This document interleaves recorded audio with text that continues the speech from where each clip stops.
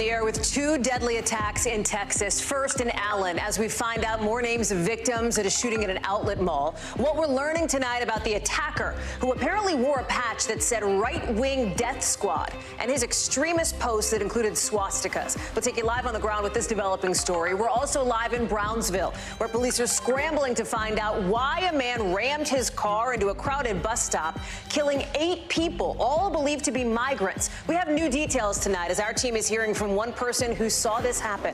Also tonight, why are more and more horses dying at the Kentucky Derby? 2 more now euthanized, others dead under what Churchill Downs is calling mysterious circumstances.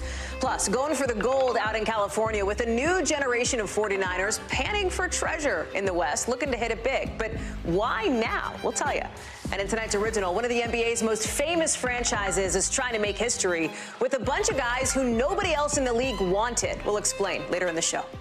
Hey there, I'm Hallie, and tonight we are getting new details about the shooter in Allen, Texas, with our team learning about his, frankly, disgusting social media posts, including receipts for his weapons, a swastika, vile rants about Jewish people and women and people of color, as you see memorials going up for the 8 people he killed. You see the crosses here? Our cameras caught volunteers bringing in those crosses to honor the lives lost here. We're learning about 4 victims tonight. Fourth grader Daniela Mendoza and her sister Sophia, who was only in 2nd grade. Their school's principal calling them rays of sunshine. Their mom is in critical condition. The school superintendent asking parents to hug their kids tonight. 20-year-old Christian LaCour, he was a security guard at the mall. His grandma calls him a beautiful soul, saying losing him is almost unbearable. And there's 27-year-old Aishwarya Tatikanda, her death confirmed by the nonprofit she works for.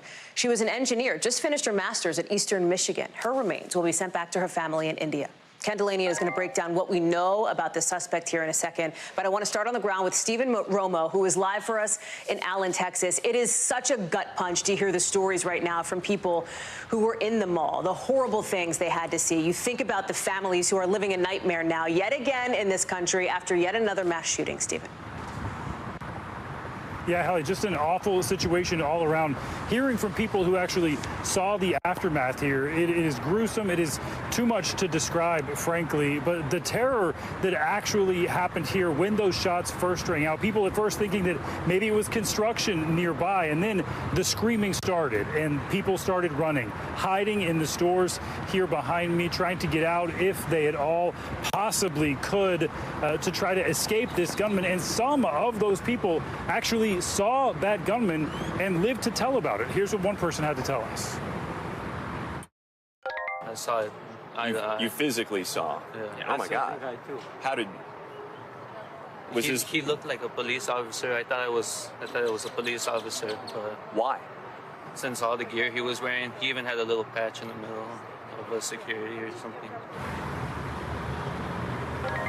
Dressed in black and wearing a tactical vest and carrying an AR-15 assault-style rifle, which we hear in almost all of these situations. Now, he started shooting around 3:30. An officer happened to be here out on another call and was able to engage that gunman and ultimately kill him, but not before he could kill those 8 people, including those young victims you just mentioned, Hallie. Stephen Romo, thank you very much. I want to bring in Ken Delaney, who's joining us now, who has been working tirelessly, Ken, to find out more about the attacker here, the suspected shooter, and the pretty awful things we're learning that this person posted online. Yeah, Hallie, I've been spending the last few hours going through his social media posts on a Russian social media site, and it just encapsulates all the problems we're facing in this country with this mass shooting phenomenon. A person filled with hate and also despair and frustration. Yes, a white supremacist neo-Nazi, but also just a lot of frustration and hate directed at women. And then, in the days before the shooting, starts talking about mass shooting and his reverence for mass shooters. He talks about the Nashville shooter. So anyone who had been reading these posts would have been very concerned. A law enforcement official would have said, we need to go see this person. But it's not clear that anyone would have been reading, a post of an obscure person on a Russian social media site, and that's the problem. And he didn't do anything that was illegal. Everything he said was First Amendment protected, as vile as it was. And he, as you said, he even posted the receipts for weapons that he purchased apparently legally, including an AR-style rifle and 2 handguns. He posted what looks like a picture of his torso with swastika and SS tattoos. So altogether, just a really disturbing picture of a rage and hate-filled individual that carried out this attack, Hallie. He also apparently was in the Army for a little bit, and I mean a very little bit. What's going on there? That's right. Courtney Kyiv got from the military that he was, in 2008, he entered basic training and only made it 3 months before he was separated for an unspecified mental health reason. So clearly this is someone who's had problems for a long time. Ken Delaney, and thank you so much for bringing us up to speed on that latest reporting. We're going to continue to keep you posted, but we also want to talk about what's happening 600 miles to the south in Brownsville, Texas, where police now have a man in custody accused of killing 8 people and hurting 10 others, all believed to be migrants, by ramming his SUV into them at a bus stop. I want to show you here the picture that Brownsville police have released of the 34-year-old suspect at a press conference in just the last few hours. Police say he had what they describe as an extensive rap sheet. He's facing 8 manslaughter charges, along with 10 charges of assault with a deadly weapon for the 10 people he hurt in this crash. As you see here, the seconds right before it happened to set the scene. You see people obviously milling about here at this bus stop. Our team froze this video before the moment of impact for obvious reasons. Here's what we're learning tonight. Police say this guy ran a red light, lost control, his car flipped over, and then after that, he apparently tried to run away. He's had 22 prior charges, according to police, including multiple assault charges, with a big challenge right now, identifying the victims. It has been a very tiresome process, but one that we are deeply committed to doing and accomplishing. We are working with the Venezuelan government right now, and we have also reached out to other embassies. I want to bring in Gabe Gutierrez, who's live for us in Brownsville, Texas. And let's start, Gabe, with the idea that there are manslaughter charges here and not murder charges. Police cannot confirm that the person who drove into this bus stop said anything derogatory, but you are hearing that from some of the people that you spoke with, right?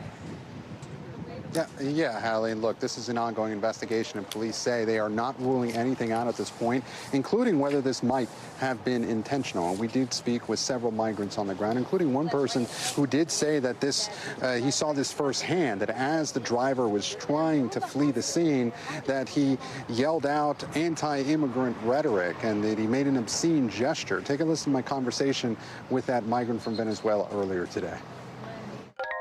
Cuando tú viste lo que pasó, what went through your head when you saw what happened? ¿Qué hiciste cuando viste lo que estaba pasando? Oiga, me sale que nunca yo he visto esa tragedia, que me quedé impactado. Que de un momento a otro veo un momento que estamos aquí adentro y de repente estamos afuera y pasó todo lo que pasó y no muerto.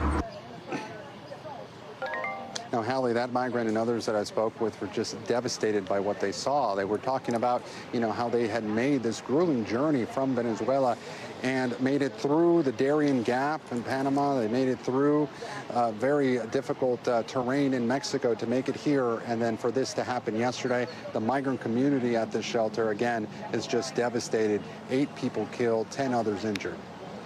Hallie? And the suspect here is not cooperating, right?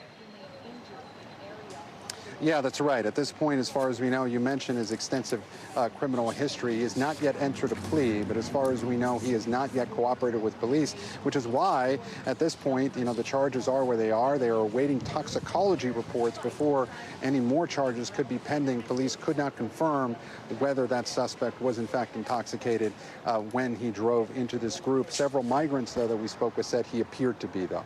Hallie? Gabe, I want to pull up a video from a little bit earlier today. You are at, obviously, this location here where there is a memorial that's been created. There was a prayer vigil at the site where you're at now. People showing up, people honoring the lives lost here. We also know that there are simultaneous tensions in Brownsville, which is right at the border with this key immigration rule set to expire. We're going to talk about that in a second, but give us a sense of the vibe where you are in the community writ large.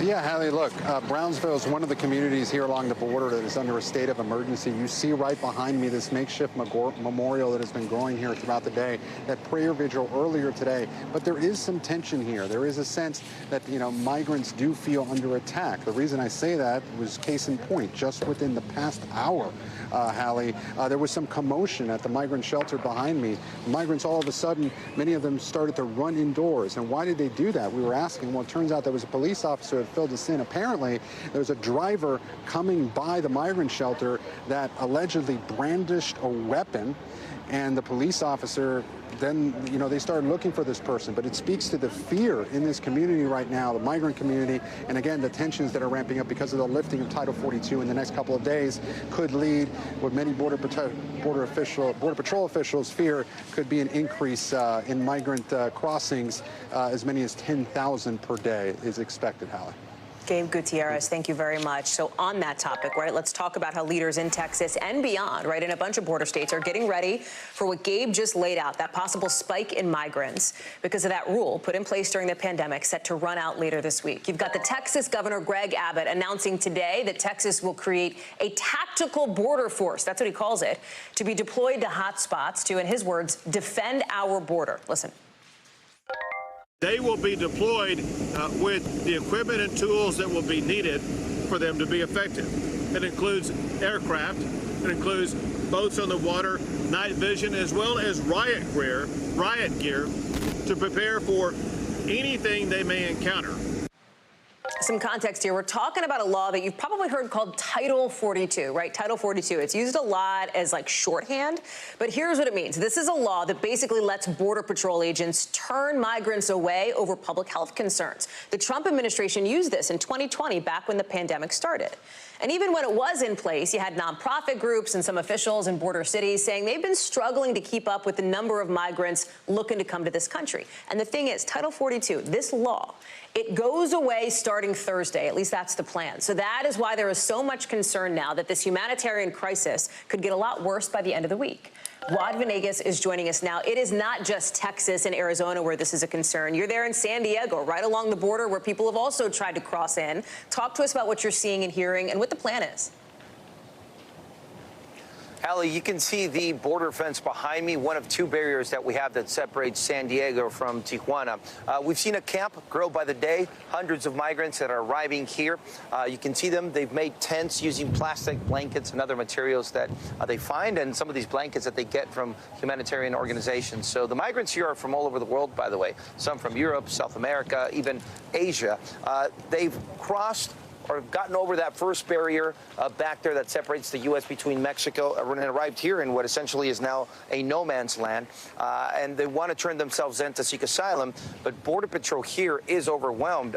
Border Patrol agent told me that the facilities are at capacity, so they can't take all of these individuals in. They've arrived a few times a day for the last 3 days that we've been here to take women, children, some of the families. But some of the men here tell me they've been here for 4 days waiting to turn themselves in to seek asylum. Now, when we talk about Title 42, I think it's important to point out that most of the migrants tell us they don't understand the policy. They have no idea what Title 42 is. They're here because of what's happened in their home countries. They tell me they've left because they have no other option.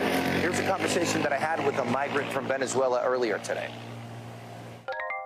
He had no food, there's a lot of crime, and it was just too difficult. ¿Cómo llegaste aquí? Me vine por la selva, el Darién. Por el Darién. He crossed the Darién jungle. Salí el 1 de marzo para allá. He left March 1st. Entonces duraste casi mes y medio para llegar. 2 meses. He's been traveling for 2 months. Just one of the migrants that we have spoken to here today. We saw a 10-month-old baby with his parents.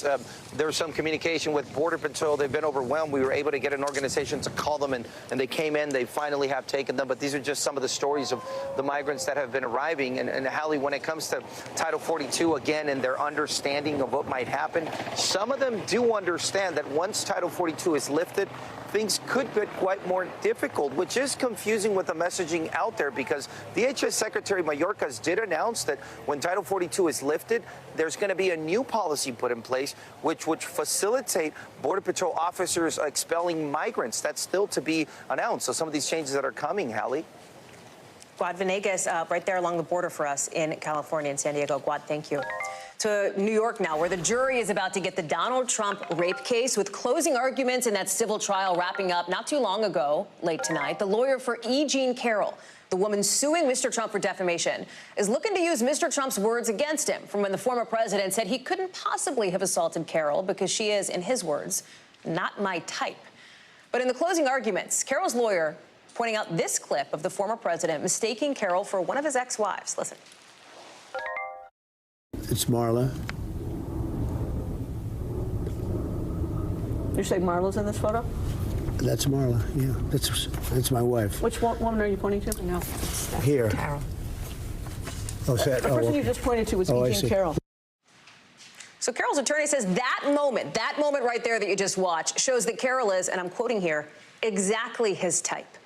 The end of the trial comes after the former president decided he would not testify. He's been absent for this trial, accused of attacking Carroll in a department store in the 90s and then calling her a liar when she went public. He and his team deny any attack ever happened. NBC's Ron Allen is joining us now from outside the courthouse in New York. So what's interesting here, Ron, is that in the closings today, Mr. Trump's attorney, Joe Tacopina, did not, I don't think, mention that mix-up of Carroll and Marla Maples in his closing argument, which I'm wondering if you can explain to us here, because that was one of the key points that the prosecution, the plaintiff's team, I should say, tried to make. Yeah, I think they just dismissed the whole picture. The point that the Carroll's attorneys are trying to make is that this was evidence that Donald Trump knew or had met E. Jean Carroll, and the defense basically said he's in a receiving line at a celebrity event. Hundreds of people were there. He still doesn't know who this is. I mean, his denial is blanket. He never met her. He doesn't know her. And none of this ever happened. It's not shades of gray here. And that's what's distinguishing about this defense. It just never happened. And his attorney, in his closing argument, said the words inconceivable, unbelievable, amazing, dozens of times probably, and through the course of the trial as well. Just pointing out, for example, so the story is that Donald Trump walks into this downtown, midtown Manhattan department store with this woman, and nobody sees them. Why? He's still a famous person in the 1990s. There's no sales associates. There's no shoppers who see them. They go up 6 floors to the lingerie department. Nobody hears this. She described a colossal struggle that lasted several minutes in the dressing room when she was being attacked. So Tacopina was appealing to their, he said, you know, use your common sense. Why would Donald Trump do this? Why would he risk everything to do this? And that was basically what they're trying to get at. They believe that they're trying to convince the jury that this was a story that was concocted by Carroll, supported by her friends for political reasons, because they simply hate Donald Trump. Right. It's important for viewers to know here and for listeners to know this isn't a guilty or not guilty thing. It is a civil trial. It is not a criminal trial. So the question in front of the jury is liable or not liable. Walk us through that and what happens if the former president and current presidential candidate is actually found liable here. The actual issue is battery. That's the rape charge. That's that part of it. And the other part of it is defamation, which could go into the millions and millions of dollars. There was an expert on by the plaintiff that said, estimated it would cost some $2.7 million for E. Jean Carroll to rehabilitate her reputation. She says her life was ruined. Her life was destroyed. And that's the financial part that she's trying to restore. But she's also said that this is not about money. She wants basically a retraction as well from Donald Trump. And she wants, I think it's fair to say, just acknowledgement that she is telling the truth. Ron Allen, live for us in New York. I guess after the jury gets their instructions tomorrow, Ron, it's in their hands and will be on verdict watch at that point. Ron Allen, thank you so much. So listen, a new plan from the Biden administration tonight could put money in your pocket if your flight gets delayed or canceled. This is big, right? It is the first time ever that airlines might have to cover expenses in situations where they're the ones responsible for stranding people. Okay, so what does this mean? What would you get, maybe? Well, possibly cash. Maybe travel credits or vouchers, plus the cost of stuff like meals or hotels or any taxis or Ubers or rental cars you have to take while you're stuck on the ground. Listen to this today. I know these things may not matter to the very wealthy, but they matter most to middle-class families and people struggling to get the cost of it in the first place.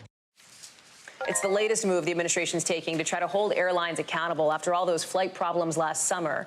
and the December meltdown when Southwest Airlines canceled nearly 17,000 flights. Tom Costello is joining us now. And so that's the headline, right, Tom? Maybe money in your pocket, but what is the catch? In other words, what is the fine print here in these new rules? So we don't have the fine print yet, but the administration essentially says this is if the airlines are in control of the problem and they've created the delay or cancellation. So weather, bad weather? Would not be Doesn't in there, count. right? However, you can consider a mechanical issue, staffing shortage, computer issues. Sound familiar? Yeah, We've sure. had all of those in the last That's right. year, right? In fact, 20% of flights last summer were delayed. It's not just, though, those issues and weather. It's also air traffic control. There are 3,000 controllers short right now. As a result, they've had ongoing problems with delays. So I asked the Secretary of Transportation, I said, well, if ATC issues are a problem, shouldn't FAA compensate us too? Well, when airlines make billions of dollars in profit running their business, selling us tickets, they need to honor their responsibilities under that ticket. And in the meantime, on the side of the FAA and the department, we're going to use every tool at our disposal to improve the experience. Yeah, bottom line is the government's not going to give you money back if there's an air traffic control delay. Do we know any of the logistics? If we get pragmatic about it. In other words, I'm on a flight, it's delayed 3 hours because there's some maintenance issue. Do I automatically get a little bit of money for that hassle? None of that's been worked out. We don't know. You have to go file, you have to get online. We don't know. This is a long process to make a rule. As you know, this is Washington. It takes forever. Everything takes always. So I'm not even, it certainly will not be ready for this summer. So we're really talking maybe into the fall, maybe into next year. Okay. The airlines are going to be opposed, as you would expect. The airlines have already said your airfare is going to go up. If I have to start compensating you every time that there's a delay, air ticket prices are going to go up. So this is not a done deal, and there's a lot of already, as you would expect, a lot of opposition to it. That's super interesting. Tom Costello, thank you very much. Great interview today with Secretary Pete Buttigieg. Appreciate it. New accusations tonight. The convicted murderer and disgraced former attorney Alec Murdaugh is spinning another quote-unquote false narrative to hurt the sons of the family's dead housekeeper. That's according to the attorneys for her family. And it's very convenient that the three people who could support or contradict Alex are all dead: Paul, Maggie, and Gloria. This is coming after Murdaugh's lawyers last week admit that he lied about how his housekeeper, Gloria Satterfield, died back in 2018 on the family's property. Murdaugh initially said Satterfield tripped over the family dogs and fell. Well, now he's at the center of a lawsuit with an insurance company suing him over the nearly $4 million payout he got in a wrongful death settlement, money that was apparently meant for Satterfield's sons, who say they never saw any of it. Murdaugh says they did get the money, so they should be the ones on the hook for this lawsuit. Remember, Murdaugh, who came from that powerful legal dynasty in South Carolina, is serving a life sentence right now for killing his wife and son in what some call the South's trial of the century. Katie Beck covered all of it. She is joining us now for this latest development here. We saw some new documents, some new audio related to this case from the attorneys for the Satterfields, right? The housekeeper's family here. They want to try to establish some key facts around the idea of the dogs causing this fall, right? Walk us through this. Yeah, obviously, Hallie, to have a liability lawsuit, you need something in your house that caused this fall to happen. So the dogs, says Alec Murdaugh, the invention of this story was to try and create a liability so that that settlement would be approved and that he could take the money. But the attorneys for the Satterfield families just don't buy that. They say from the beginning, Alec Murdaugh told insurance investigators, told everyone on the scene that his 4 dogs were there and that they sort of got underfoot of this housekeeper and that is what caused her to fall down the stairs. So what they're releasing are audio recordings with investigators and documents from that initial case where he made those statements clearly and added a lot of detail to the statements. Here's a snippet from one of the audio recordings where Murdaugh is speaking to an insurance investigator about what he heard from Satterfield after she fell. When you were talking with Gloria before she was taken away, did she describe the chain of events in any way to you? Obviously, she was out of it. She indicated that the dogs had caused her to fall. So obviously here, Hallie, the point in releasing all this is to say, again, we have seen this guy's credibility on the stand. We have seen him change his story, offer lie after lie. And now, after all of this time, he's saying he invented the dogs as part of this insurance scheme. The Satterfield's attorneys aren't buying it. Yeah. When it comes to Alec Murdaugh, Katie, and you and I talked about this back when you were covering the trial, his double murder trial there for killing his wife and son. Those were not the only charges he faced. He also faces charges ranging from money laundering to maybe attempting to steal money from his clients, like dozens of charges. And now, from behind bars, it seems like he's changing his story yet again. What is this about? Well, I think at this point he was backed into a corner, right? The insurance company is the one that filed a lawsuit against Alec Murdaugh trying to reclaim this $3.8 million settlement. They realize they're out of that money. They want to get it back, and they're going to go after the guy that's admitted to stealing it. The problem is he doesn't really have that money any longer. And so he says, well, I actually invented the dog story, so that was a fraudulent claim. It never should have been paid out. The person you need to ask for that money back is actually the Satterfields. And so he points them in the direction of this family who's saying, look, we're the victims here. We've already been harmed a great deal. You know, this isn't how this should go. But they're saying, look, this is Alec Murdaugh classic maneuvering to try and get out of responsibility yet again by admitting a lie and inventing another story. Katie back on the Murdaugh beat again for now. Katie, thank you very much. Appreciate it. Coming up, FBI agents revealing some really disturbing texts in the murder trial of Lori Vallow. What officials say she talked about with her husband just months before her kids disappeared. Plus, another twist in that fight between Disney and Ron DeSantis in Florida. How it's getting even bigger and broader next. Stay with us.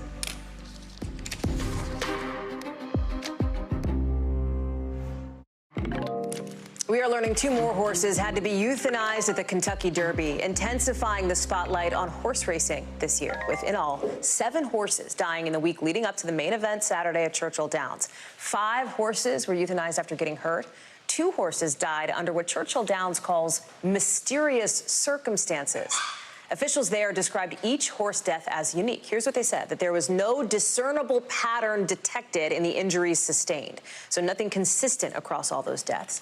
The Derby, of course, is the first jewel, so to speak, in horse racing's Triple Crown. Next up, the Preakness in 2 weeks, the Belmont Stakes a couple weeks after that. Marissa Parra is joining us now. So, Marissa, I just think the question that people, what in the world is going on here? Why is this happening?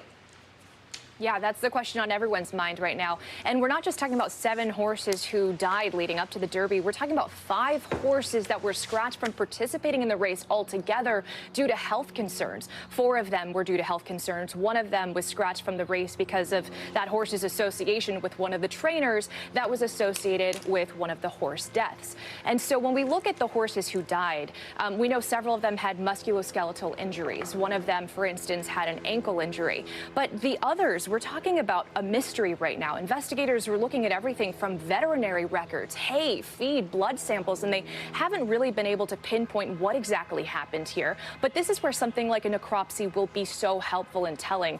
I know there's a lot of questions within the animal wellness groups out there as to whether or not doping was involved and was a factor. But necropsy results will take several weeks at any rate, Hallie, as we wait for the final determination here. The Kentucky Derby veterinarian acknowledges that this raises huge red flags. You also have animal rights activists who are furious, right, by this. And what do we hear from the horse industry, the horse racing industry, I should say, because criticism from animal rights activists is not new as it relates to the industry, but this particular piece of it does seem to be. Yeah, so we actually spoke to the president of the Animal Wellness Action. And what was really interesting is he was saying he's not against horse racing industry as a whole, but he says that right now the pattern here, although Churchill Downs says that there isn't a pattern in terms of what we see with the horses who died, animal wellness groups are saying the pattern here that they're seeing is that horses are being pushed to the brink. So for him, it's not a matter of getting rid of the horse racing industry as a whole, but getting rid of the factors that push them too far. Marissa Parra, live for us on that story. 7,200 horse deaths on tracks over an 11-year period in the United States and Canada.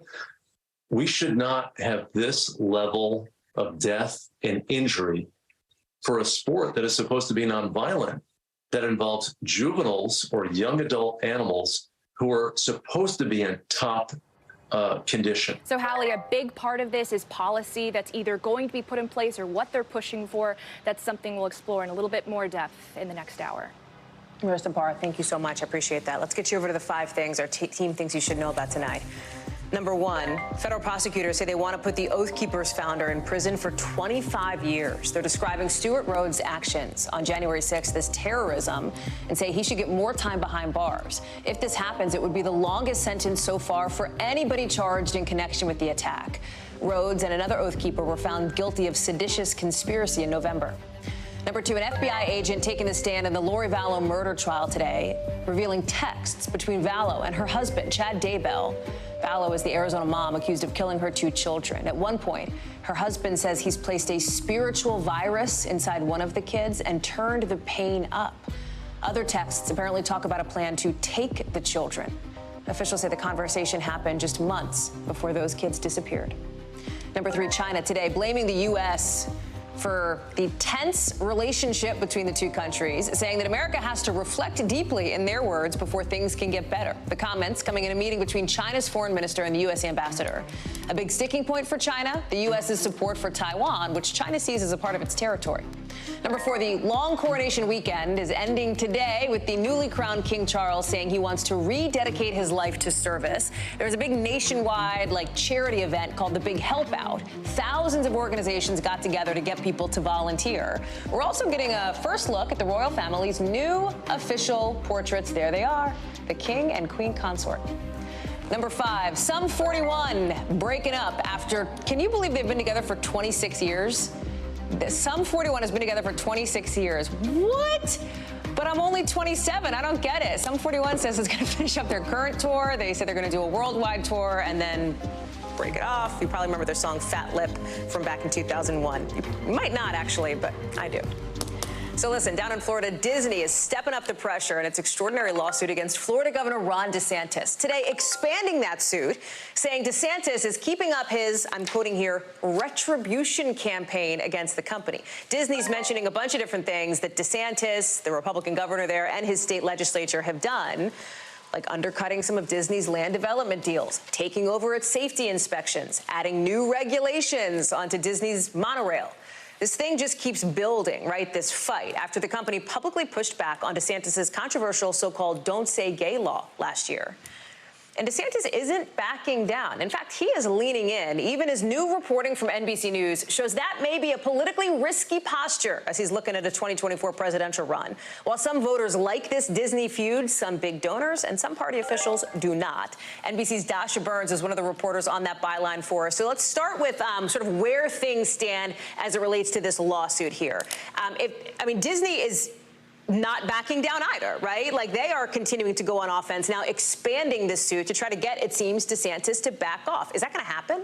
I don't think that's very likely at this point, Hallie. Look, DeSantis has made a pretty big bet on this battle. And if you go see any of his stump speeches in any of these states that he's traveling to on his book tour, not yet a candidate, right, though we do expect him to throw his hat in the ring soon here, this is a pretty big centerpiece of his platform, his war on woke, what he calls it. And he is in many ways, though he's not yet running, when he runs, and he's expected to run, will be running to the right of Trump. And this is one of the ways that he's trying to chip away at that Trump base by playing to those primary voters in this way. And so this is going to be one of the big things that he's touting as he's out there on the non-campaign trail, in the coming weeks, Hallie.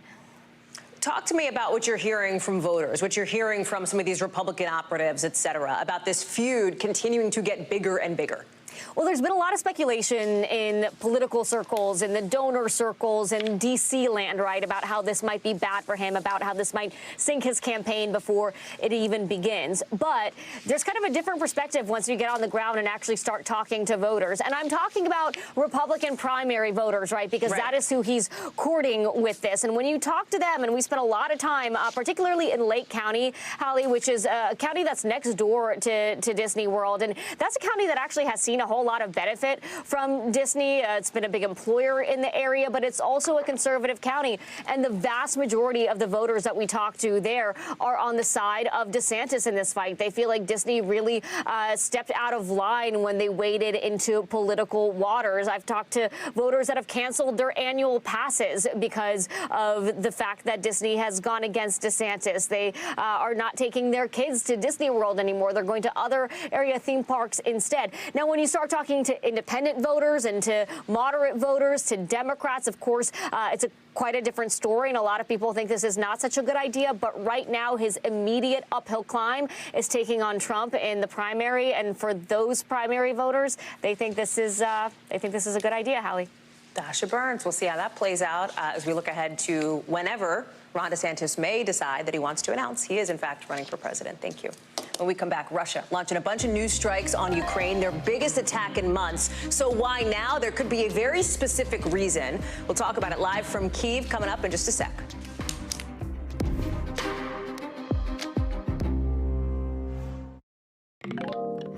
Tonight, Russia attacking Ukraine's capital with dozens of drones in its biggest attack in months. Kyiv's mayor said Russia fired 60 Iranian-made kamikaze drones across Ukraine and says they were all shot down, but at least 5 people have been hurt. You can see some of the buildings that were damaged here, from shrapnel, etc. Ukraine also says Russia's making a last push to try to capture the city of Bakhmut to give President Putin a kind of prize ahead of their big Victory Day holiday tomorrow, when Russia traditionally celebrates the defeat of Nazi Germany. Ellison Barber is live for us on the ground in Kyiv. Talk to us, Ellison. What's it been like? What can we make of Russia's new moves here? Yeah, I mean, it has been relatively calm in places like Kyiv for weeks, but everything started to change about 8 days ago. Kyiv has come under attack by air 4 times in just the last 8 days. There's a lot of talk amongst Ukrainian officials. There were warnings from them that you could see Russia starting to ramp up some of these assaults as they get closer to that important holiday in Russia, May 9th, Victory Day. At the same time, it's also believed that some of the earlier ones could possibly be tied to Ukraine's plans to launch their spring counteroffensive. The strike that we saw here last night, the mayor of Kyiv, he says 36 Shahed drones were fired at this city. 5 people injured after debris fell on various residential areas in the process of them being intercepted by Ukraine's air defense. But there are a lot of nerves around this upcoming date in Russia and what it might mean for people who live further away from the front lines in places like Kyiv. The attack we saw here last night, it was a big one, Hallie, but unfortunately hearing air raid sirens in the middle of the night, hearing booms, that's not something that people in this city are new to. They experienced a lot of that over the past year, a lot of it in winter, but there was this period of what felt like relative normalcy, and now it seems like that is gone. The question, especially as we head further into the night, the strike last night started between 1 and 2 a.m. local time. It's just after midnight right now. The question tonight is what Russia might do, and a lot of people just don't know, and that not knowing, along with the warnings from Ukrainian officials, it's nerve-wracking. Hallie? Yeah, I'm sure the tension, I mean, there have been tensions for so long, and now there's this sort of pain point, this pinch point again, and I wonder about how that's playing in Bakhmut, Ellison, because you have this 180 kind of from the head of the Wagner group, who threatened last week maybe his forces would leave Bakhmut. He wasn't happy with the way that this offensive from Russia, right, was being run, was upset with Putin's military officials, now saying, okay, we're not actually going to leave. Russia needs the Wagner group to keep fighting for them, right? Yeah, so the Wagner Group is interesting because they are complicated. It's difficult to understand. They operated for so many years in this country, in the Donbass, starting in 2014, under just this complete cloud of secrecy. The chief of Wagner Group, Yevgeny Prigozhin, he didn't even acknowledge his involvement in the group until 2022. And then he said, okay, yeah, I founded this group. But when he made all of those claims saying, hey, if we don't get more ammunition, I'm going to pull everyone out of the city of Bakhmut. They've been leading the fight there. It's a city that Russia really would like to control. It's been almost a stalemate for the last 8 months. But because of the way Wagner Group operates and the secrecy around it, they're considered a private military group. But in Russia, very few things are actually private. So military analysts have referred to this group as Putin's private army. So when you had Prigozhin threatening to pull people out, there was this question among military analysts as to whether or not he actually would even have the authority to do that, because a lot of people believe that really Russia's Ministry of Defense controls this group. But all of that, what if, what could happen, what would it mean, can he, doesn't seem to matter anymore, because Prigozhin says, okay, we've gotten what we asked, we're going to stay. And Hallie, the commander of the ground forces in eastern Ukraine, said today they have seen more aggressive attacks in the city of Bakhmut, with heavy shelling on Ukrainian positions, with more advanced weapon systems. He says that Russia is trying to take that city by tomorrow. Hallie? Allison Barber, live for us in Kyiv. Great reporting, important context. Allison, thank you so much. Coming up here on the show, at least 2 people seriously hurt after HVAC equipment fell into a pool at a resort. Look at that. What we know about how it happened, yikes, at the local. Plus, some people in California acting like it's the 1840s all over again. What's up with this new gold rush? And what all this winter's snow has to do with it? That's next.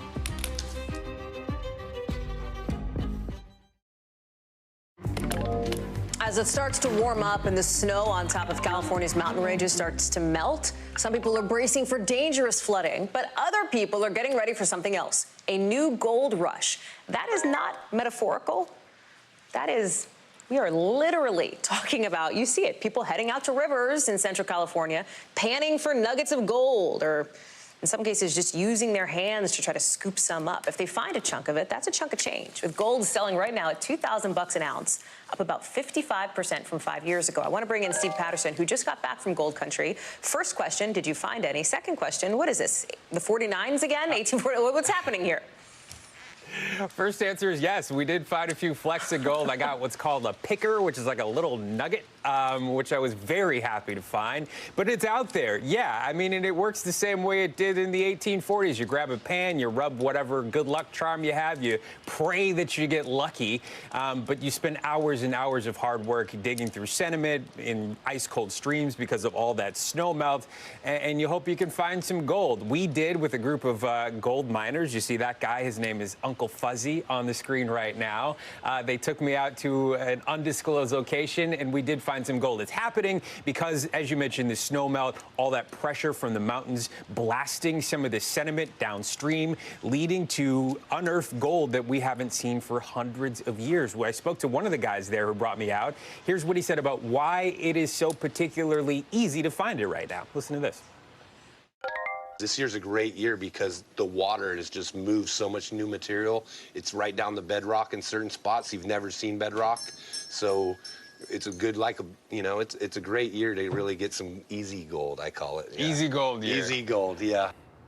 Easy gold, but not for everybody. It is tough work. Those guys are out there for hours. They're literally like deadlifting boulders under ice-cold streams, and they're working for hours. So this is really just for that hardcore set of hobbyists that consider this a fun weekend, you know? Well, yeah, you said it, because it looks like a lot of work. It looks like a ton of work. But it's not like people can come in or companies can come in and start mining this gold. There are laws in place that say you basically have to use, I think it's called pans and cans, right? Like you have to use a little pan like that or your hands. You can't use big equipment. Pans and cans, no, it has to be manual labor, no big machinery. There's a limit on how much you can bring out of there as far as the minerals. There's also a limit to what you can commercially sell. So it's not for big companies. It's also, I wouldn't advise anybody to quit their day jobs like you and I, because it is so much work. This is really, again, for those hardcore set of hobbyists. I know. No thanks. Yeah. I did not get in the water, Hallie, I'll tell you that much. I would have. I don't blame you. Although, again, I'm glad you found your, what do you call it? Picker? What's it called? Picker. Yep. Your picker. Okay. Congratulations. Very nice. Thanks. Steve, thank you very much. Appreciate it. You can catch more of his reporting tonight on Nightly News with Lester Holt, 6:30 Eastern, wherever you watch your local NBC station. NBC News covers hundreds of stories every day, and because you couldn't possibly read or watch or listen to them all, our bureau teams have done it for you. This is what they tell us is going down in their regions in a segment we call The Local. Out of our Western Bureau, 6 people were hurt, 2 of them critically hurt, at a resort near Denver this weekend after, do you see this? That like HVAC unit, that huge pipe thing on the ceiling, fell into a pool. There were dozens of people who were in the pool at the time. First responders said some of the victims were treated for crush injuries. The resort says it'll investigate to try to figure out why this thing collapsed. From our Midwest Bureau, the TSA is responding after this video went viral showing a TSA handler aggressively pulling a dog working at a Detroit airport. You see that there. In a statement, TSA called the handler's behavior unacceptable. It said the employee had been taken off handling duties until an investigation is finished, and also requested that the dog go to a vet. Out of our Western Bureau, California's Reparations Task Force just approved its recommendations for how the state can compensate Black Californians for generations of harm because of discriminatory policies. It includes payments to Black Californians and a formal apology. California Rep. Barbara Lee is calling it a model for other states. The recommendations will now go to state lawmakers, so it is not a done deal yet. The legislature still has to approve it. It's certainly something we will watch. When we come back, the Miami Heat trying to land the historic NBA Finals spot. Why do they think they'll get there? Players telling us it all comes down to team culture. We'll explain in tonight's original.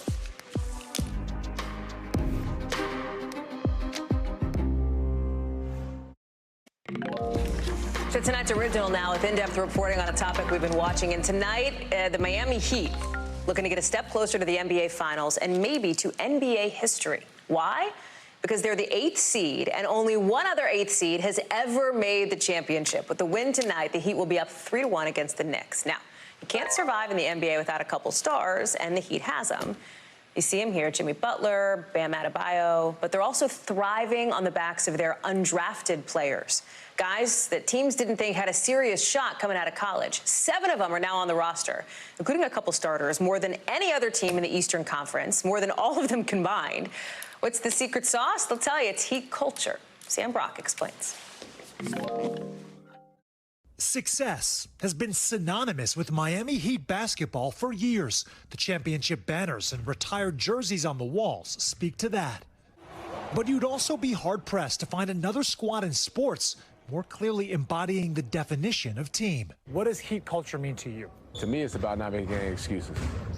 To me, it's about finding ways and finding solutions to be successful, even when everything's stacked against you, and being relentless in that pursuit. Already this postseason, the Heat have turned heads. Jimmy Butler's jaw-dropping 56-point performance against the Bucks and circus shot a game later to help knock off the conference's top seed has captured headlines and imaginations. But just as stunning, who's stepping up after a rash of injuries? The undrafted players comprising the team's core. Guards Gabe Vincent and Max Strus, who in 2019 was fighting for NBA survival on a two-way contract with Boston. Did you think that a couple of years later, you'd be starting on a playoff team in Miami? I don't know if I was going to be in Miami. That was a surprise, but I think, being a big contributor on a playoff team, I definitely saw that. I'm sure people think I'm crazy, but I saw it the whole time. I believed in myself. And belief is the backbone of Heat basketball. Previous championship teams have featured the likes of Shaq and Dwayne Wade in 2006, then LeBron, D. Wade, and Chris Bosh, the Heatles. This year's team is centered around Butler and Bam Adebayo, and a whopping 9 undrafted players, 7 of whom have logged minutes in the playoffs. I mean, this year's team is the epitome of Heat culture. Included in that group, the man they call the OG, Udonis Haslem, who doesn't play as much at 42 years old his final season, but exemplifies the system's success. You kind of started this trend. So when you walk in this locker room or in this organization, we don't look at you as undrafted. We look at the potential that you have. We look at a guy that has the opportunity to help this team. It's a curious contrast to a franchise run by one of the highest profile, splashiest names in NBA history, Pat Riley, constantly attracting stars. But make no mistake, Haslem says there's a secret formula to sparking that fire. I think when people go to these draft camps and, they look at all these different numbers and what guys did in college, you really can't measure the heart of a guy. You really can't measure the grit of a guy. We think we're supposed to win, and it's not an underdog story for us. We're supposed to be here. We're supposed to be winning these games, and we're going to keep doing that. With the matchup against the rival Knicks now underway, these players are savoring the moment and hoping nobody sells them short. Championship on 3, 1, 2, 3. Championship. What do you see as the possible outcomes for the playoffs this year for your team? Sky's the limit. You think a championship is possible? Absolutely.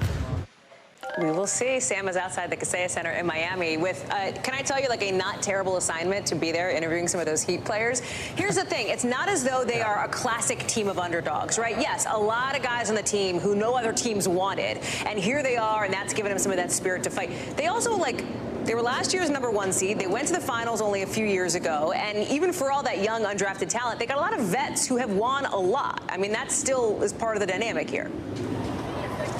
There is an incredible amount, Hallie, of veteran leadership on this team. We talked about Udonis Haslem. He has 3 rings. Kyle Lowry, formerly of the Toronto Raptors, he won back in 2019. Lowry is now 37 years old and still gave them 25 minutes and 14 points on Saturday, so he's crucial. Kevin Love as well won a ring in Cleveland, Hallie. But I was talking to Udonis Haslem, and he said, yeah, but we still got Himmy. And I'm like, you got who? Himmy. He is him, Jimmy Butler. They're calling him Himmy, and he's having an otherworldly performance so far in this postseason. And honestly, I don't doubt that he could do anything, taking this team to the finals and beyond. Is that what you're betting on? Like, I hate to ask you to take off your objective reporter hat and put on your basketball fan hat. Viewers of this show know I'm more of an NFL gal, you know, but like for you or NBA, what do you think? Who do you like? It's tough for me because I grew up in New York and I grew up as a Knicks fan, but I am right now diplomatically saying that I'm rooting. I could like both of these outcomes, Hallie. Oh, my The God. Heat folks are tremendous in terms of the amount of access and just information they've been able to provide us. Yes, I get it. I grew up in New York. Secretary of State Sam I'm very Brock excited with to that see what they're diplomatic able to do. answer.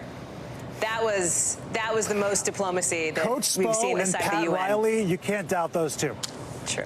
Sam Brock, thank you. Appreciate it. We'll see how the game goes tonight. That does it for this hour. More coverage Thanks, picks up right now.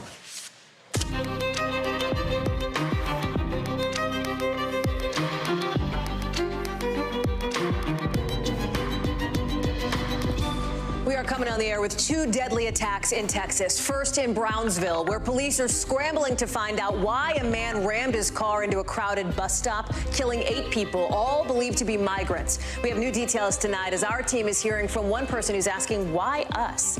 We're also live in Allen as we learn more names of the victims of that shooting in an outlet mall. What we're finding out tonight about the attacker, who apparently wore a patch that said right-wing death squad, and his extremist posts that included swastikas.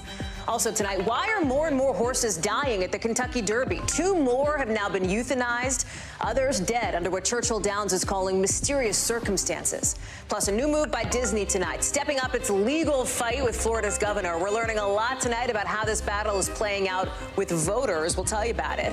And going for the gold out in California with a new generation of 49ers panning for treasure out west, trying to hit it big. Why now? There's a very specific reason. We'll tell you later in the show.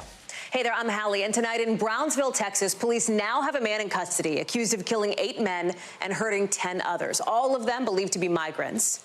This guy apparently rammed his SUV into them at a bus stop. You see here the picture that Brownsville police showed of the 34-year-old at a press conference in the last few hours.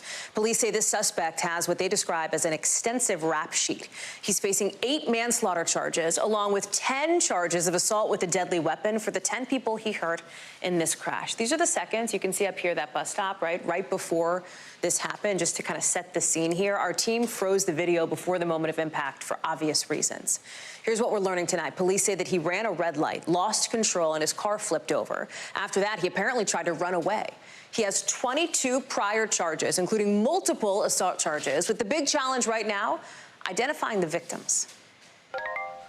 It has been a very tiresome process, but one that we are deeply committed to doing and accomplishing. We are working with the Venezuelan government right now, and we have also reached out to other embassies. So why has this become such an issue here, identifying the victims? Many of them are believed to be migrants. All we know right now is that the ones who died were all men. Some of them, as you just heard, are from Venezuela. We don't know the status of at least 10 other people hurt in this crash, only that some of them are still in the hospital. And we don't know why. Right? Why did this person drive into this crowd at a bus stop? Gabe Gutierrez is in Brownsville, Texas for us. And that question of motive, Gabe, is really, I think, a big one for people where you are here. You've talked to somebody who said they heard this guy, this suspect, yell something in the moments before the moment of impact. Talk me through that and kind of where things stand right now. Well, Hallie, we'll get to the investigation into the motive in just a moment, but I can tell you, since I last spoke with you last hour, we have some breaking news in terms of the victims, in terms of those 10 victims that were in the hospital. Some good news. 3 of them have been released. So now there are still 7 people in the hospital, but 3 of them, again, this afternoon have just been released. But the investigation into this crash is ongoing, as you said. A lot of questions about whether this could have been intentional. And today, at that press conference, authorities did not rule that out, but they said that the driver blew past that street light over my right shoulder and crashed into this group of migrants made up of Venezuelan men. And yes, 8 people were killed. And we learned more about the suspect today. George Alvarez is his name. Authorities say he has a lengthy criminal record. He is now charged with those 8 counts, as you mentioned, of manslaughter, 10 counts of aggravated assault. And we did speak with a migrant here on the ground and witnesses firsthand who said that the suspect appeared to be drunk during the incident and claimed that he yelled out anti-immigrant slurs as he was being detained by other migrants. We should stress, though, police have not substantiated that, and they are declining to comment on whether he was drunk until they get toxicology reports back. But still, an ongoing investigation. So many in this community are wondering, why would someone have done this? Hallie? Gabe, Gabe, thank you. And that is a significant update, right? At least some good news that some of those people are out of the hospital. The question that you're hearing from a lot of people in the community right now is this idea of why us, right? Like, why is it hitting this community so hard? You know, one of the migrants that we spoke with earlier today, and you'll hear from him in just a second, he told me these migrants had come here from Venezuela, and they had gone through so much in order to get here, across the Darien Gap, which is so dangerous, lawless piece of jungle on their route here, and then went through very dangerous terrain in Mexico. And there was just this frustration that they made it here to the United States, and now they had to go through this their community did. Take a listen to what he told me. Llegamos a México, sucedió lo que el accidente de los detenidos que tuvo migración.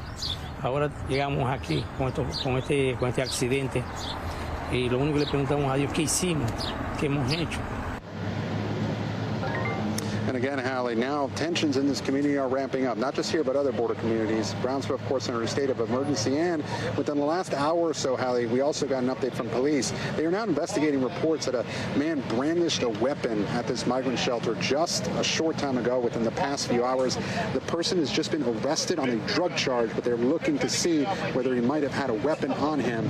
But it just goes to show the tensions here. Migrants are very fearful that they could be threatened. And again, the reports this afternoon of a man brandishing a weapon here right outside of this migrant shelter, Hallie. It speaks to the broader, sort of the broader dynamics at play where you are there, Gabe, just along the border in Brownsville. Gabe, thank you. Speaking of those dynamics, what Gabe has laid out here, you've got leaders in Texas and beyond and in other border states getting ready for that potential spike in migrants with that rule put in place during the pandemic set to run out later this week. In Arizona, you've got Governor Katie Hobbs calling on the federal government for more resources and saying her priority is keeping Arizonans and migrants safe. In Texas, Governor Greg Abbott is announcing the creation of what's being described as a tactical border force to, in his words, defend our border. They will be deployed with the equipment and tools that will be needed for them to be effective. That includes aircraft, it includes boats on the water, night vision, as well as riot gear to prepare for anything they may encounter. This is all because something called Title 42 is supposed to run out. And let me just stop here because this is a law that, you know, is often shorthanded, right? Title 42 this, Title 42 that. What is it? What does it mean? It basically is a rule that lets Border Patrol agents turn migrants away over public health concerns. Think about the pandemic. That's when the Trump administration began using this rule, 2020, when the pandemic started. So Title 42, these border agents can turn migrants away.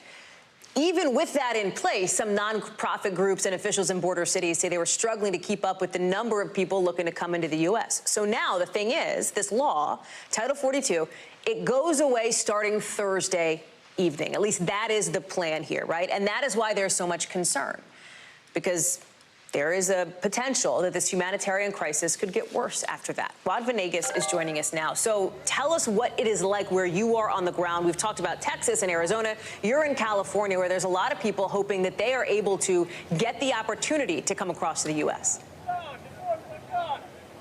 Hallie, that's correct, and seek asylum. You know, even under Title 42, where immigration officers can turn migrants away at ports of entry and other places, there is a way for a migrant to enter the U.S., which has been seen for the last few years, illegally, and then turn themselves in to request asylum, which is what these migrants are doing here.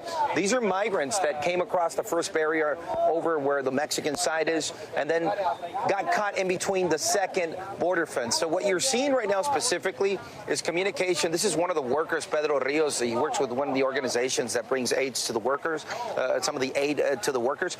He's giving them back their cell phones.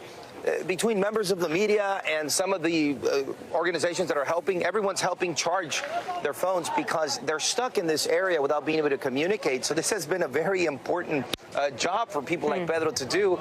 He's calling out their names of the phones that have been charged. When they're in this area, Hallie, they have no other way to communicate because they're sort of in this no man's land waiting for Border Patrol to come and take them to a processing center to request asylum and do all of that process, of course. But Border Patrol says their facilities are overwhelmed. They're at capacity. So a lot of them have been waiting here for 2 or 3 days. Now, Hallie, most of these individuals tell me they don't understand what Title 42 is. They don't understand policy. They just know that they had had no other option from what they tell me, and they came here from all over the world to try and request asylum for humanitarian reasons. Here's a conversation that I had with one of the migrants earlier today. She doesn't know anyone in the U.S. ¿Y qué sabes de las leyes de venir? ¿Qué es lo que te han dicho de...? Ahorita nada. She doesn't understand immigration policy. ¿Y tu intención de llegar aquí es hacer qué? Tener una vida mejor y trabajar. She just wants to be able to work and have a better life. So, Hallie, what you can see now, as I was speaking to you, we had 2 vehicles from Border Patrol approach, and what we see throughout the day, agents will arrive in their vehicles, they'll get out and speak to the group. This is how they organize them. They're passing out tags for them to be prepared to be picked up. We've seen this throughout the day. This area behind me, this no man's land area between the 2 barriers, is still part of the U.S., and usually Border Patrol uses that to transport themselves east and west on the border, and this is where the migrants are at. So there's some type of communication happening right now, probably informing them when they can be taken in as more migrants continue to arrive here at the border, Hallie. Guad Venegas, it is such an interesting and important look at what is happening right now as we speak along the border. Thank you for being there, Guad. Appreciate it.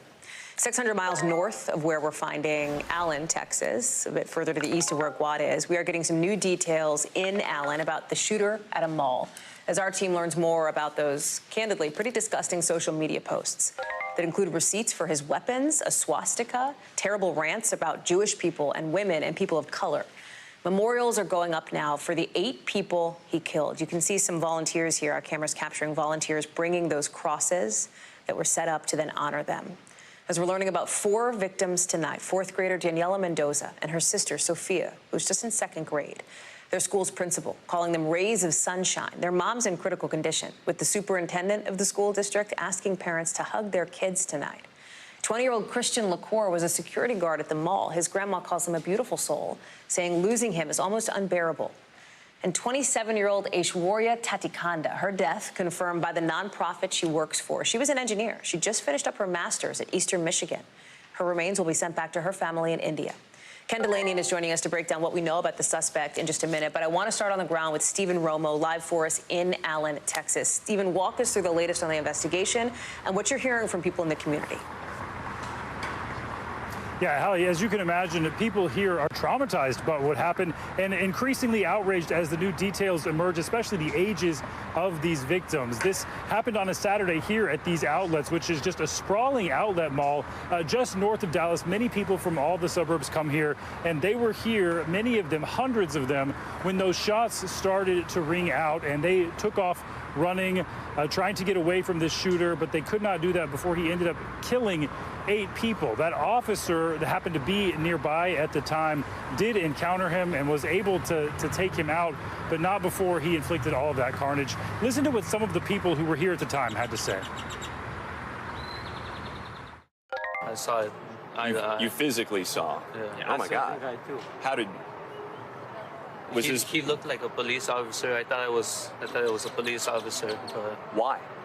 Since all the gear he was wearing, he even had a little patch in the middle of a security or something.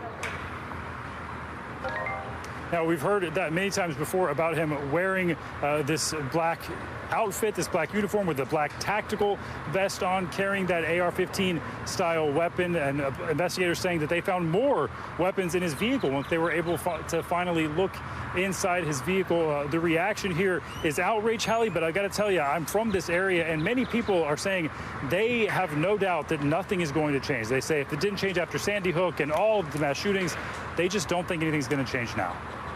Stephen Romo, live for us in Allen. Thank you. Ken, let me bring you in on this here, because you are learning more just in the last few hours here about some of the awful things that this shooter has posted online.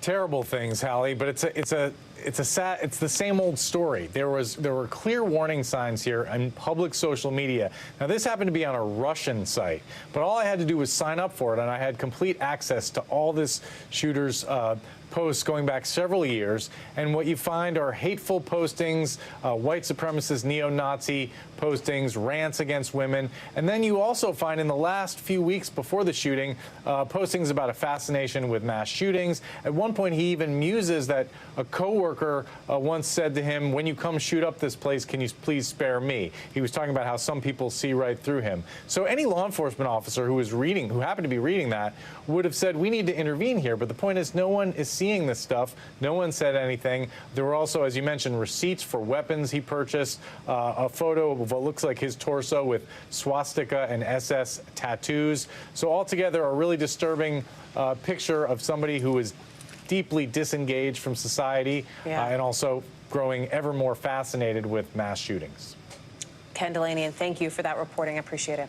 We'll keep updated on that story, of course, but we also want to take you to New York, where the jury is about to get the Donald Trump rape case, with closing arguments in that civil trial wrapping up late this afternoon. The lawyer for E. Jean Carroll, the woman suing Mr. Trump for defamation, is looking to use Mr. Trump's words against him, from when the former president said he couldn't possibly have assaulted Carroll because, in his words, she's not my type. But in the closing arguments, Carroll's lawyer is pointing out this clip of the former president mistaking E. Jean Carroll for one of his ex-wives. Marla Maples, watch. It's Marla. You say Marla's in this photo? That's Marla, yeah. That's my wife. Which woman are you pointing to? No. Here. Carroll. Oh, the person you just pointed to was E. Jean Carroll. Carroll's attorney says that moment, the moment that you just watched, shows that Carroll is, and I'm quoting here, exactly his type. The end of this trial comes after the former president decided he would not testify. He's accused of attacking Carroll in a department store in the 90s and then calling her a liar when she went public. He and his team deny that any attack ever happened. NBC's Ron Allen is joining us now from outside the courthouse in New York. There's a piece of this here where Donald Trump's attorney, Joe Tacopina, who delivered that side's closing, did not mention this thing that became important to the plaintiff's side, which was this mix-up of the photo with E. Jean Carroll and Marla Maples. Why was that? Do we know? And what was their strategy here today? Well, the defense strategy has been basically to say that none of this matters because none of this happened. He doesn't know her. And so why quibble about little details about him picking the wrong person or naming somebody in a picture is basically how they're taking this on. But that deposition, that scene from the deposition was just one of several that could be problematic for the former president as the jury starts to decide this. The jury also saw the Access Hollywood tape and Mr. Trump looking at it and commenting on it 5 times during the course of the closing statements and during testimony. And at the end of the day, E. Jean Carroll's attorney said basically that's his confession. He's telling you that's what he does. He's a star. He can grab women, do what he wants. And that's what he did in this case and 2 others that they presented to the jury. So that's what this all boils down to. Is the jury going to believe E. Jean Carroll and her story, or is she going to, or are they going to believe Mr. Trump and his denials? The other thing that the Donald Trump attorney team tried to do here, Ron, was like paint this as almost a conspiracy that was created among women, right? E. Jean Carroll's friends who testified that she told them about this after it happened. Yes, they're all Democrats. They all hate and despise Donald Trump. There were email, podcasts, interviews, speeches where E. Jean Carroll and the 2 friends who she said she called and right after this happened. And there was also some testimony suggesting that she only decided to sue when she was consulting lawyers who were Democrats as well. So, yes, that's what they're trying to tell the jury. That's what the Trump side is trying to tell the jury, that all this happened when he was in the White House in 2017, 2019 is when the book came out. They're all Democrats, and they're all going to great lengths to make a lot of money and to destroy him politically. Key point here, it's not a guilty or not guilty thing. This is a civil trial, not a criminal one. It's going to be liable or not liable that the jury will decide, presumably starting tomorrow, right? Right. Early Tuesday morning, 2 issues. One is battery, which is the rape charge, and then the other is defamation. And there was an expert witness who said that for her to repair her reputation, E. Jean Carroll, it would take some $2.7 million or more. We've not heard a lot of numbers. The judge will give them some indications in his instructions about numbers, but the bottom line is, yes, she's seeking millions and millions of dollars, although she says it's more about her reputation than about dollars and cents. Ron Allen live for us in New York. Ron, thank you. A new plan from the Biden administration tonight could put some money in your pocket if your flight gets delayed or canceled. That is a big deal.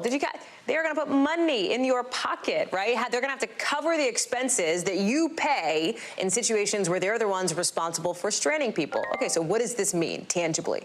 What do you get? Possibly cash, maybe travel credits or vouchers, plus the cost of stuff like meals or hotels or any taxis or Ubers or rental cars you have to take while you're stuck on the ground. Listen. I know these things may not matter to the very wealthy, but they matter most to middle-class families and people struggling to get the cost of it in the first place. This is the latest move the administration is doing to try to hold airlines accountable after all those flight problems last summer and that meltdown, remember, in December when Southwest Airlines canceled nearly 17,000 flights. Our White House correspondent Mike Memoli is joining us now. So part of this is interesting, Mike. This is something that it seems the White House thinks is, frankly, kind of a positive for them. We heard President Biden reference some of this in his State of the Union speech, even. The idea that they're fighting for the little guy. They're trying to get money back to the people who need it the most, money in your pocket. What's the catch? What's the fine print? Is it as good as it sounds here when it comes to these airline rules? Well, we'll see. I mean, this is the beginning of the most bureaucratic process you can imagine, rulemaking, right? So we'll put that aside. But you're right. This is a White House that thinks there is great political power in small things, right? These kinds of potential, we'll pay for an Uber. The airlines will have to reimburse you for meals. That's not a lot of money necessarily to, as the president put it, the wealthy and well-connected. But this is something that, for somebody who styles himself as a champion of the middle class, really does make a difference to a lot of people. And so that's, to me, what's really interesting about today. At a time when Washington is consumed by a much bigger spending battle to come, the president is focusing on this sort of middle-class values style of his presidency. And it was also something you heard from Secretary Buttigieg as he talked to our colleague Tom Costello about what's the goal here. Take a listen. Well, when airlines make billions of dollars in profit running their business, selling us tickets, they need to honor their responsibilities under that ticket. And in the meantime, on the side of the FAA and the department, we're going to use every tool at our disposal to improve the experience. So we want to put ourselves on the side of the average consumer and not the billion-dollar industry at this point. And what's also interesting, Hallie, that was kind of overlooked, I think, today is what is not happening in terms of the rulemaking process. It's actually something the White House is doing immediately. It's posting on a website things like which airlines offer which things already. This is kind of a name and shame approach that will actually force airlines to maybe do things before the government forces them to do. Do we know, and the airlines aren't happy about it, we know that they're pushing back on this idea. I mean, we don't know anything about timeline yet, right, other than not for like your Memorial Day trip in 3 weeks, not for your Labor Day trip, right, in 3 months.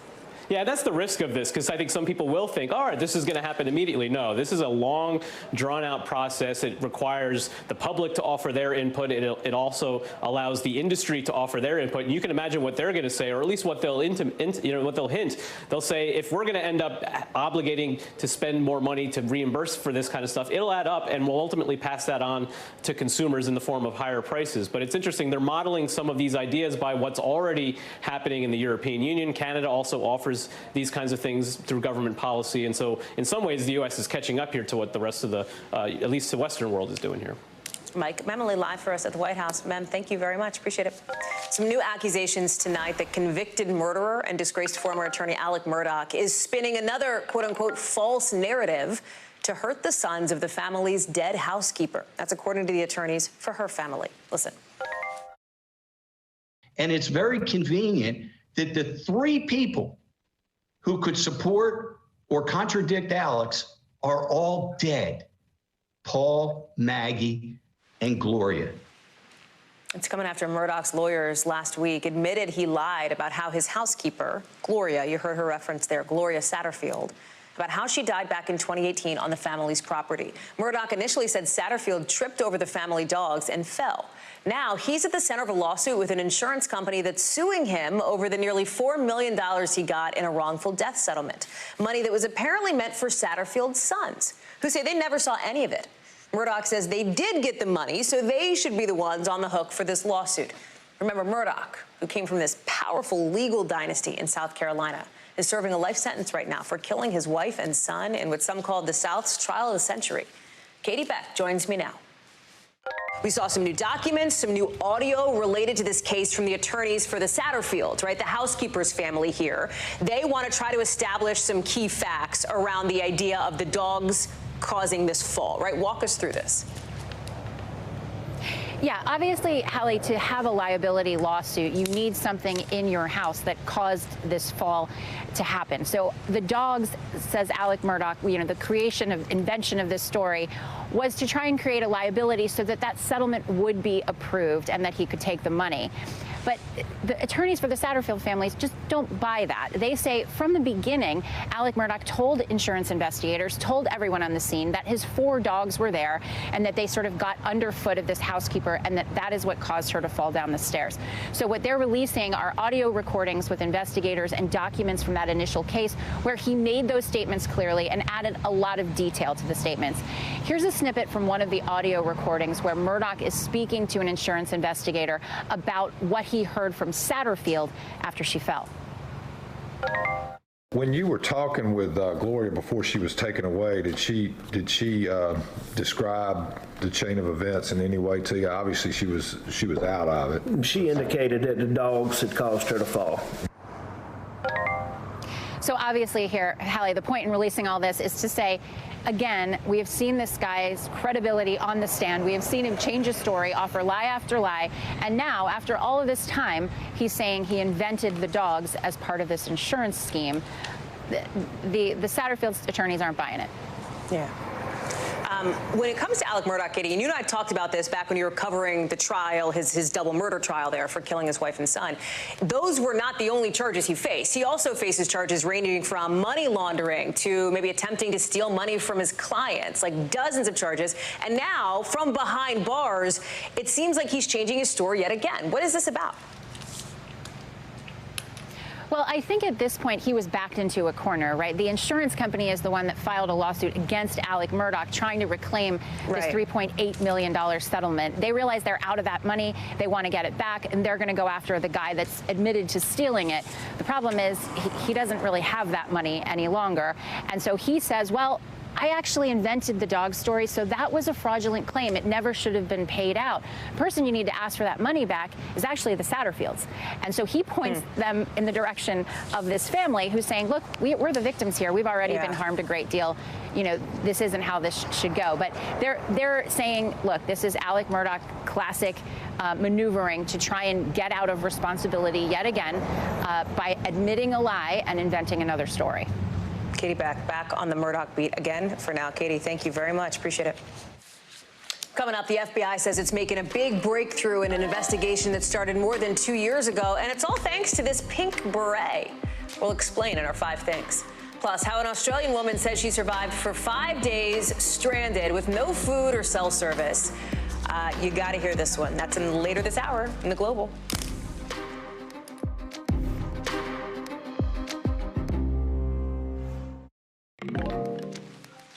We are learning tonight that 2 more horses had to be euthanized at the Kentucky Derby, intensifying the spotlight on horse racing this year, with in all 7 horses dying in the week leading up to the main event Saturday at Churchill Downs.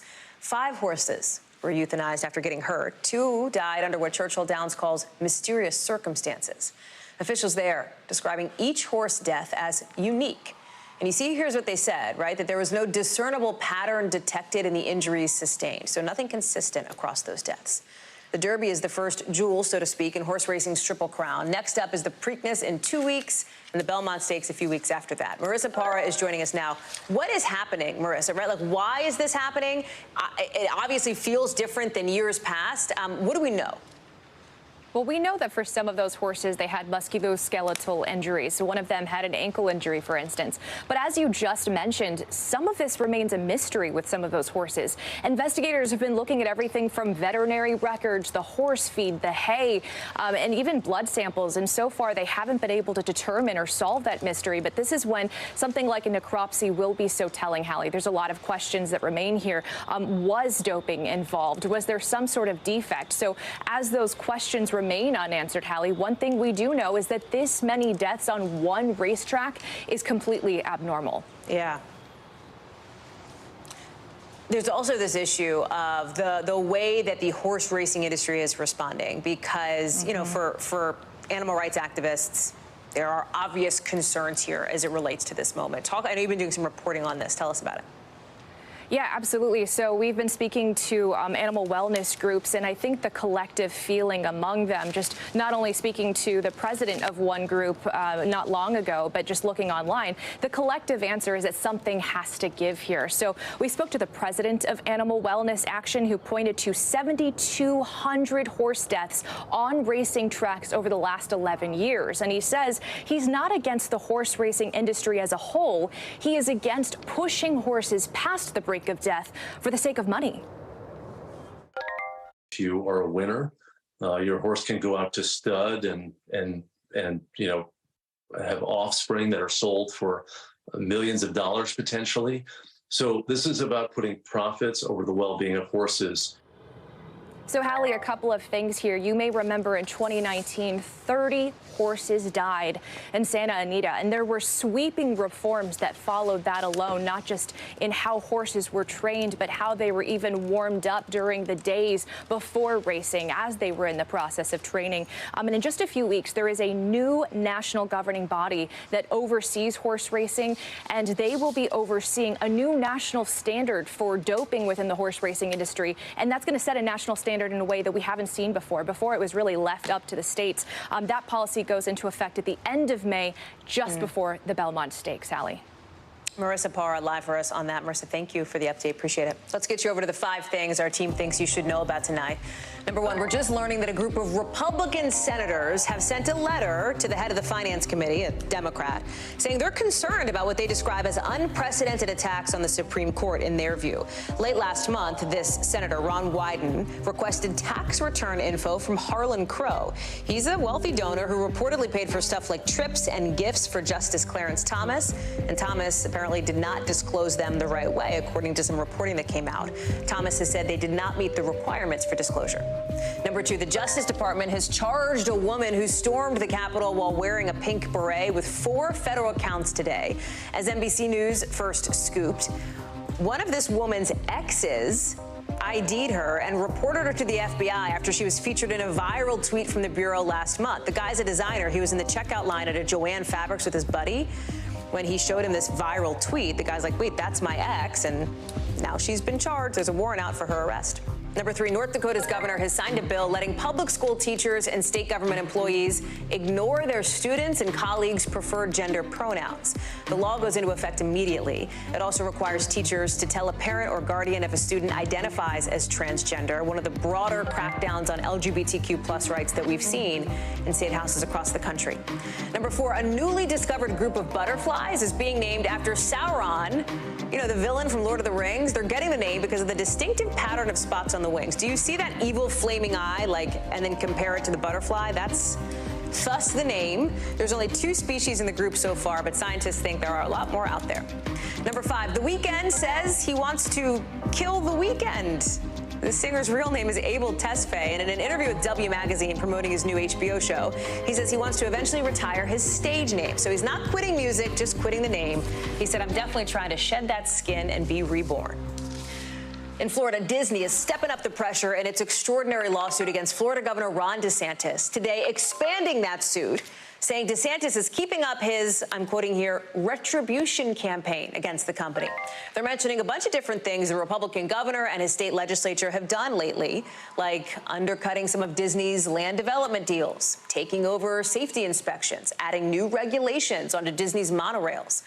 This whole fight keeps building and building after the company, remember, publicly pushed back on Ron DeSantis' controversial Don't Say Gay law last year. But the Republican governor is not backing down, not at all. He's leaning into it, actually. Even his new reporting from NBC News shows that could be a politically risky posture as he's looking at maybe running for president in 2024. While some voters like this sort of culture war, fiery feud, some big donors and some party officials do not. NBC's Dasha Burns joins me now. So let's start with sort of where things stand as it relates to this lawsuit here. Disney is not backing down either, right? Like, they are continuing to go on offense, now expanding this suit to try to get, it seems, DeSantis to back off. Is that going to happen?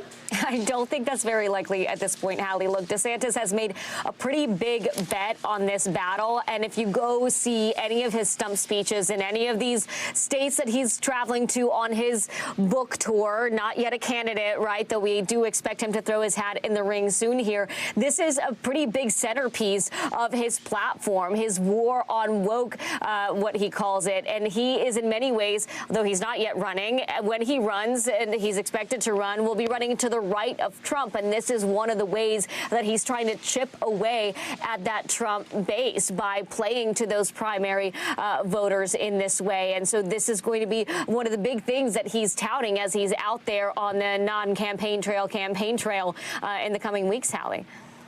Talk to me about what you're hearing from voters, what you're hearing from some of these Republican operatives, et cetera, about this feud continuing to get bigger and bigger.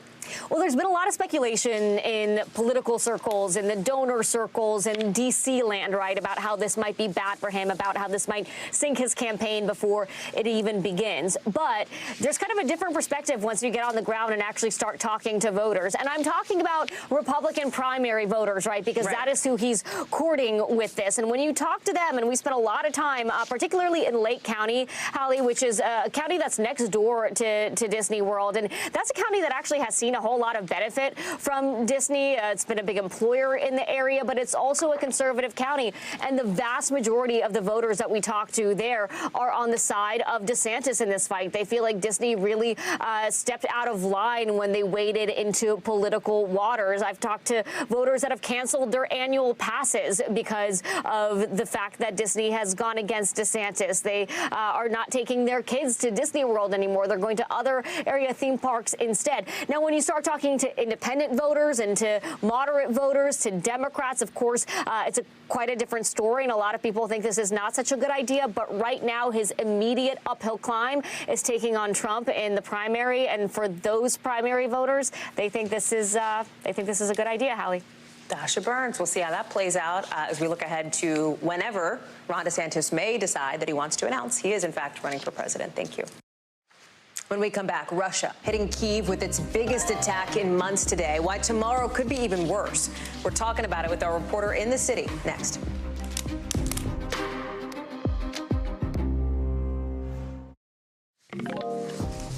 Tonight, Russia attacking Ukraine's capital, Kyiv, with dozens of drones, its biggest attack in months.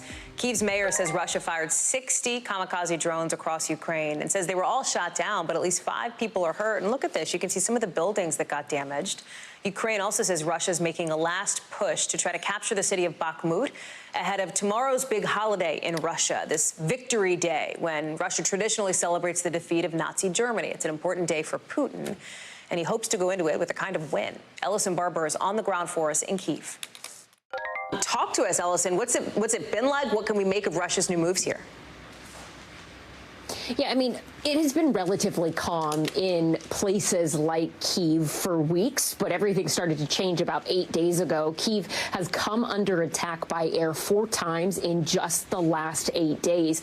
There's a lot of talk amongst Ukrainian officials. There were warnings from them that you could see Russia starting to ramp up some of these assaults as they get closer to that important holiday in Russia, May 9th, Victory Day. At the same time, it's also believed that some of the earlier ones could possibly be tied to Ukraine's plans to launch their spring counteroffensive.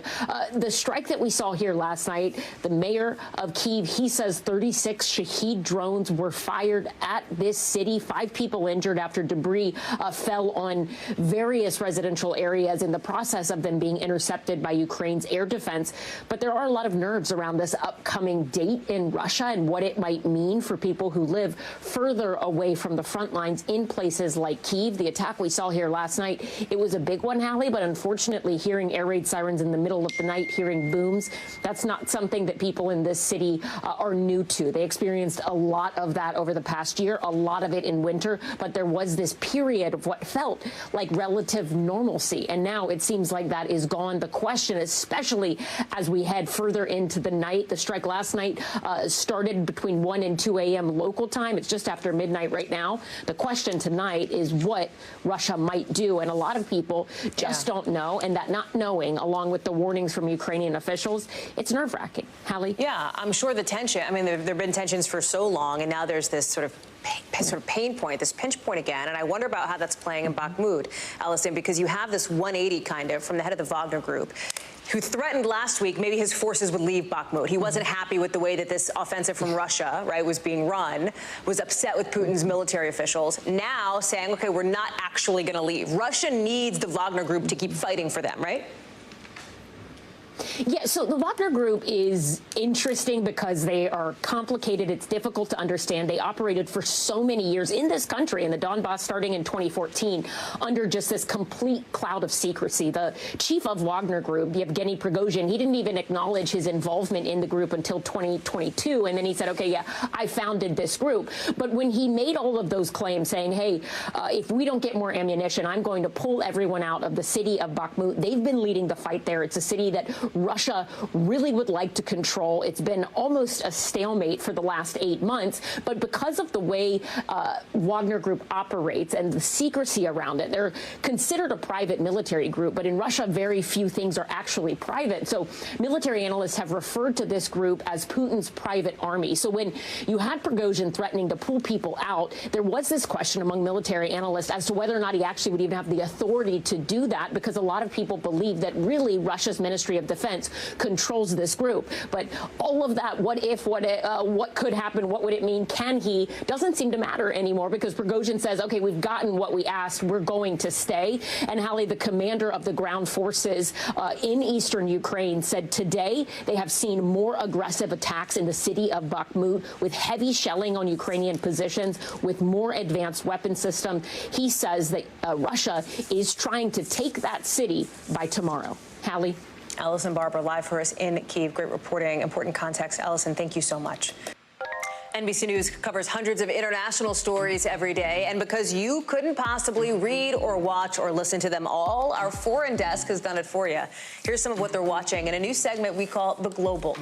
Out of India, a tourist boat with more than 30 people on board capsized off a beach. At least 22 people have died, according to officials.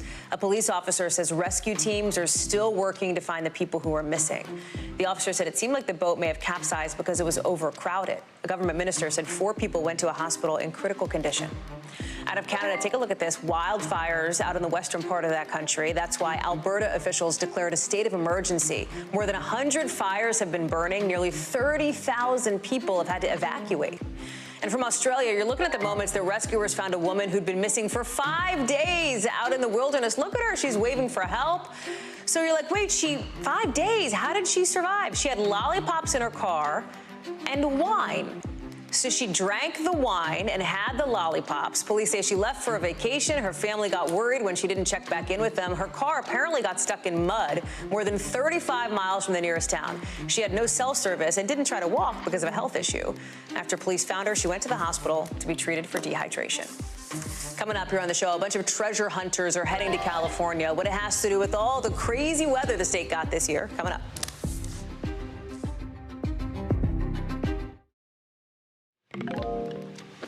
As it starts to warm up and the snow on top of California's mountain ranges starts to melt, some people are bracing for dangerous flooding. But other people, they are getting ready for something else, a new gold rush. That's not some metaphor. That is a literal statement. We are talking about people like these guys heading out to rivers in Central California, panning for nuggets of gold. And if they find a chunk of it, that is a chunk of change, considering gold is selling for something like $2,000 an ounce. That's up 55% from 5 years ago. Steve Patterson has just gotten back from gold country, California himself. What is so interesting about this is like 1849 vibes, right? The 49ers, the gold rush back then. But the reason it's happening now has to do with the weather. Explain that. Yeah, it's the snowpack, as you sort of laid out. And I don't want to play the danger here, downplay the danger. There's like a 200% of the snowpack that we would normally have in the Sierra Nevadas, because we got hit by like 31 back-to-back atmospheric rivers. That's a really dangerous situation for people, especially in low-lying areas where there's a lot of rivers, because all of that's going to come down at some point. It has to melt. But the other side of the coin, pun intended, is that it means that it's unearthing a lot of minerals. And some of those minerals contain finding gold. It's like blasting some of the rivers that we have in some of the systems that surround Northern California, where the original gold rush was. And so now we have sort of gold rush 2.0. A lot of that stuff is coming out of the earth. It's a really good time for the guys that you see on screen, people who have, you know, the sifters and any sort of metal detectors, that they go out there and they can actually find gold. And the people I've been speaking to say it has never been easier, maybe in the last few decades or so. Some of those guys took me out. We did hunt for gold, and there was this moment where we struck gold. And here, just listen to what happened. Take a look. Yes, please. This is gold that came right out of that spot Albert's down there working. All this is gold just now. That's gold. You can see it. Some of it's bigger. That was the first 20 minutes that we actually went out. We actually found a few gold nuggets, but I want to relay also how difficult that was. These guys are literally in streams of ice cold water because it's snow melt water. As you can imagine, they are deadlifting boulders. They're getting in there with those sifters. It takes hours and hours and hours just for a few little golden nuggets. But when you strike gold, who cares? Well, I mean, we showed some guys. If we can show it again, I think we have some video of these people. They're like in the masks and they're snorkeling. Look at this, like poking at the ground. How much money are these people making? Like, are we talking a few $100? Are we talking a few thousand? Like, what's the range? So, I mean, look, the price of gold is really good, as you laid out, but that is a lot of hard work for a very little bit of gold. We're talking about, I mean, we came back for maybe paying for the gas it took for us to get out there, and maybe on top of that, you know, a nice steak dinner. Those guys all have day jobs. They all run stores. They all take care of their families. This is stuff that they do on weekends. It's not to say that you can't strike it rich, hit the mother lode, but on a typical weekend, it's very, very rare. And again, I can't stress this enough. It's a lot of hard work. It's also too small for any sort of big mining company to get involved because there's a lot of regulations as well. So this is really just for those sect of sort of hardcore hobbyists that do this and have fun. It's really about the journey, Hallie. I'm here for it. Take me next time we come out there. Steve Patterson, thank you so much. Appreciate it. Still to come, the Miami Heat's trying to land a historic NBA Finals spot. So why do they think they'll get there? Players would say it comes down to team culture. We'll explain in our original.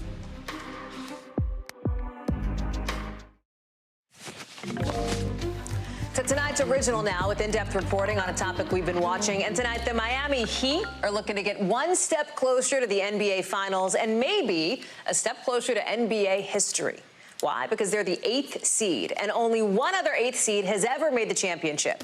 With a win tonight, they'll be up 3-1 against the Knicks. Now, here's the thing. You can't survive in the NBA without a couple of stars, and the Heat sure has them, right? You see them here, Jimmy Butler, Bam Adebayo, but they're also thriving on the backs of their undrafted players, guys that other teams passed over, didn't think had a serious shot coming out of college. They've got 7 on the roster here, more than all the other teams in the Eastern Conference. So what is the secret, right? What is the secret sauce for the Heat? They will tell you.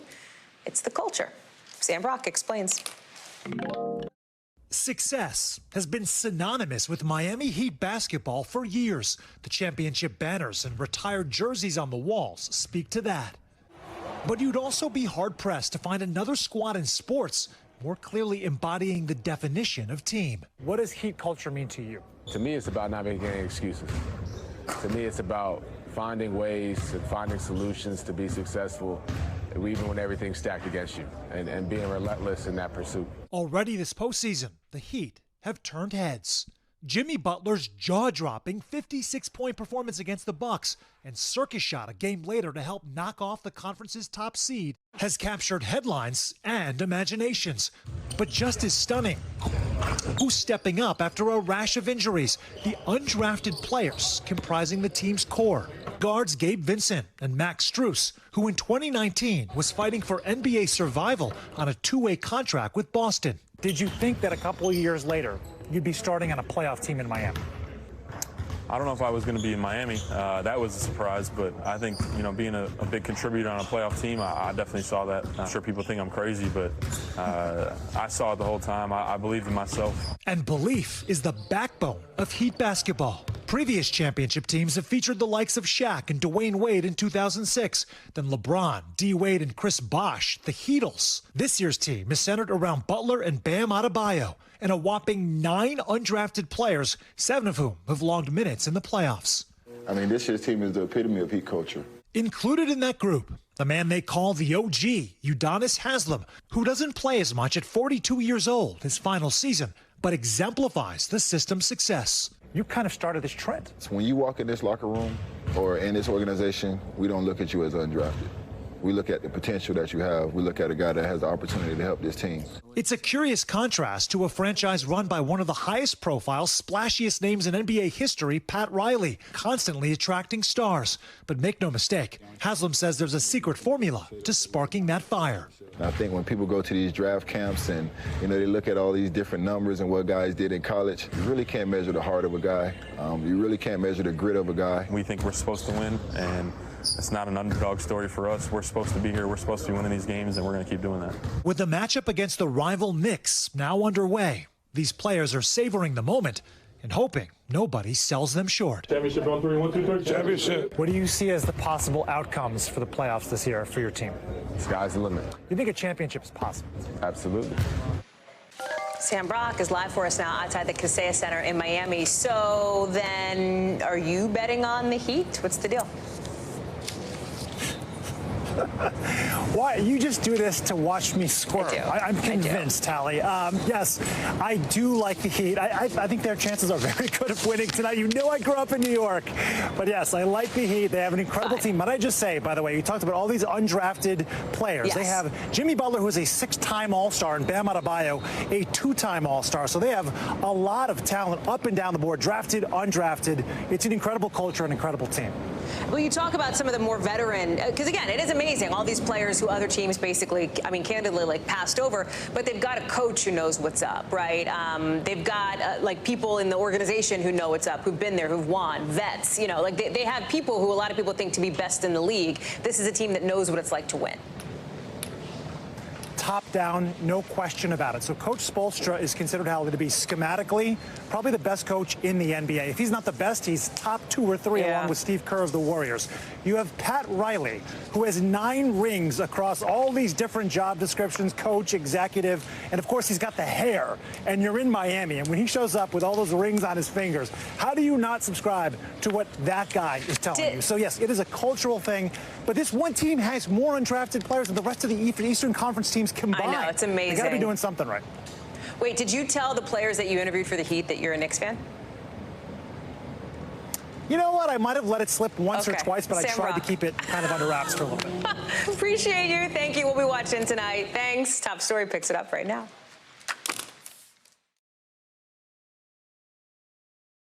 Thanks for watching our YouTube channel. Follow today's top stories and breaking news by downloading the NBC News app.